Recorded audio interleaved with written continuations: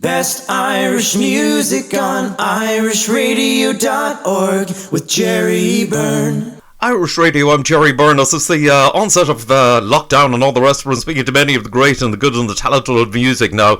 The next gentleman I've got online is a gentleman who hails from near Omagh in County Tyrone, which has produced many, many great talents of music. This gentleman was involved in music playing all over the place before COVID and had an appearance on Glor Tire competition back a few years ago and made a big, big impression. I'm delighted to say hello to the one and only Ed Fox. Ed, how are you?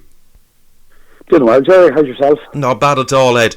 Listen, tell me this. How'd you become involved in music in the first place?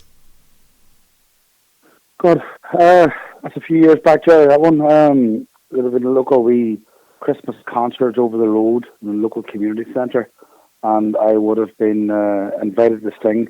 At that time, Ian McCann was a 2 or 3 piece band, and I would have been up. That would have been 6 or 7 years of age, and I would get up and sung a few songs, and then really, it sort of just really progressed from there through score and through different things, through Irish music, and then went on from there. Right, excellent stuff. Well done. Well done at all. You kept it up. You continued, and as I say, you served the apprenticeship, and then you went on the competition, the Glor Tire competition, which took you to national prominence. Yeah, well, I was in the Glor Tire.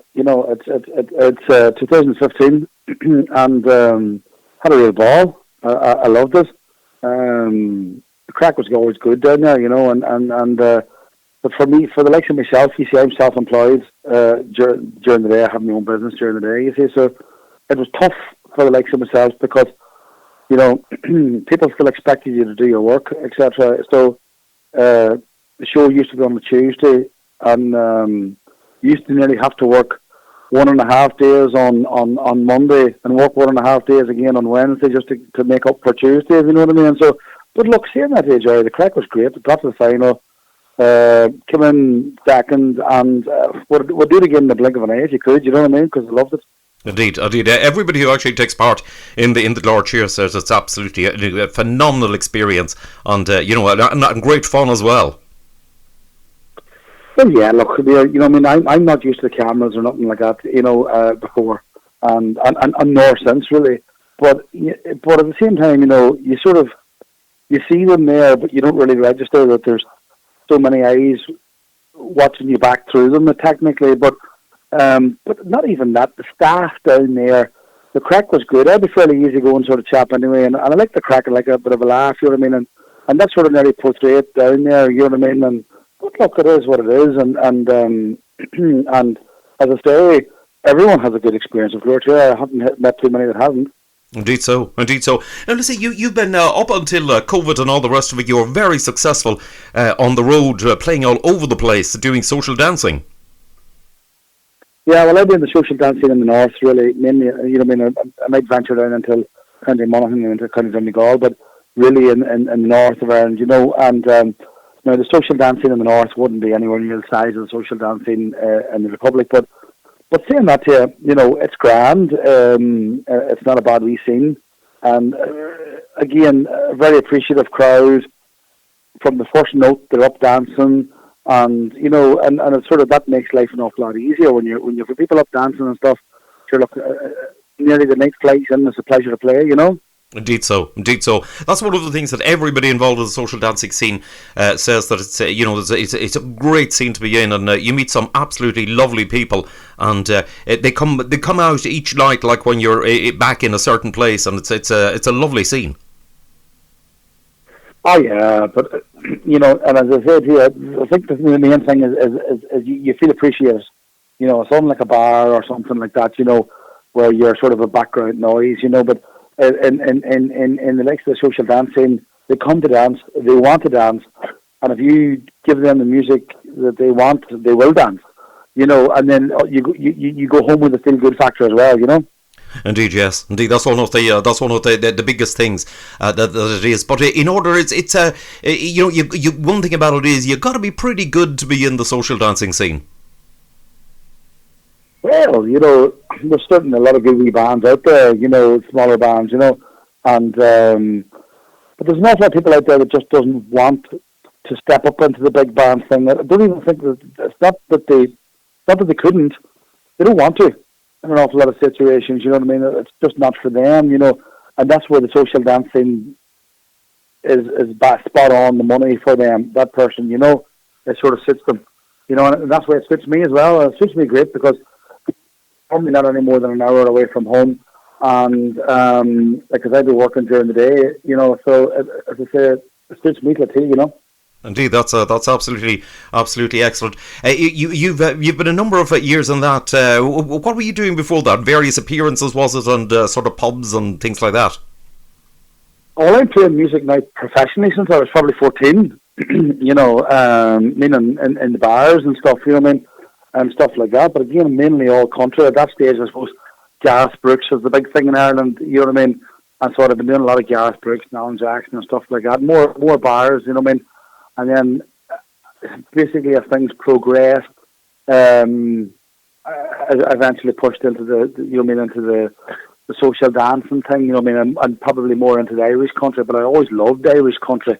But at that stage, when the Gareth Brooks era was about, the Irish country in the bars wasn't that big because it was technically too old for the bars. You know, but look, as I said to you, anybody who's normally in the social dance scene or any of them scenes, we're blessed. We're happy to be singing the music that we love anyway. You know what I mean? So it's an awful lot easier to do a job that you love. You know what I mean? And certainly when you're singing the music that you love as well. You know. Indeed so. An awful lot to be said for that, undoubtedly. And who were sort of the biggest influences on yourself in music when you were growing up? Well, the likes of myself, you know, following the big place, 10 minutes up the road, One Direction. You know, Ian McCann is literally 2 minutes down the road the other direction. And you were heading into Oma, the likes of Brian Call, an absolute gentleman.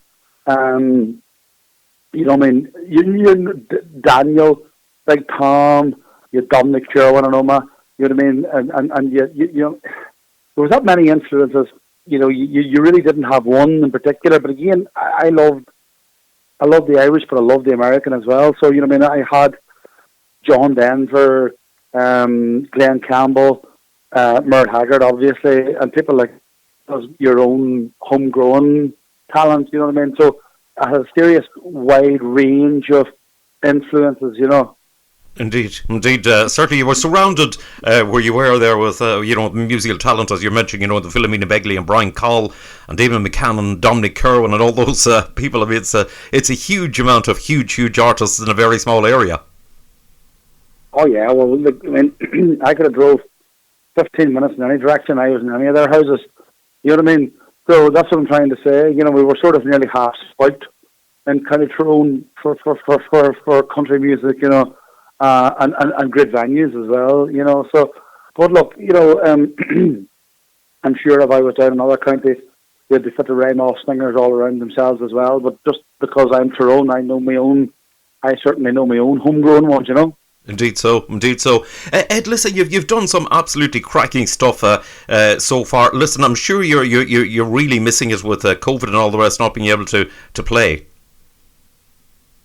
Oh yeah, you mean music's a drug, and you miss that. You miss that feel good factor. You know, it's not even necessarily got to be financial, as I says. You mean I've got my own business during the day, and that's flying at the moment. I mean, absolutely mental busy, but. You know, the feel good thing, it's something you can't buy, you know. So you know what I mean, and obviously you're missing the people because that an awful lot of the people you meet an awful lot of friends. And I like having a crack and chatting after the gig and even before the gigs, you know. And there's people like that you're looking forward to seeing again, you know what I mean. And unfortunately, during lockdown, a few of the good customers that I've been meeting in different dance venues I know has passed away, and they'll be sadly missed.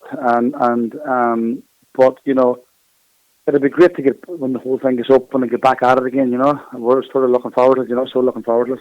I bet you are.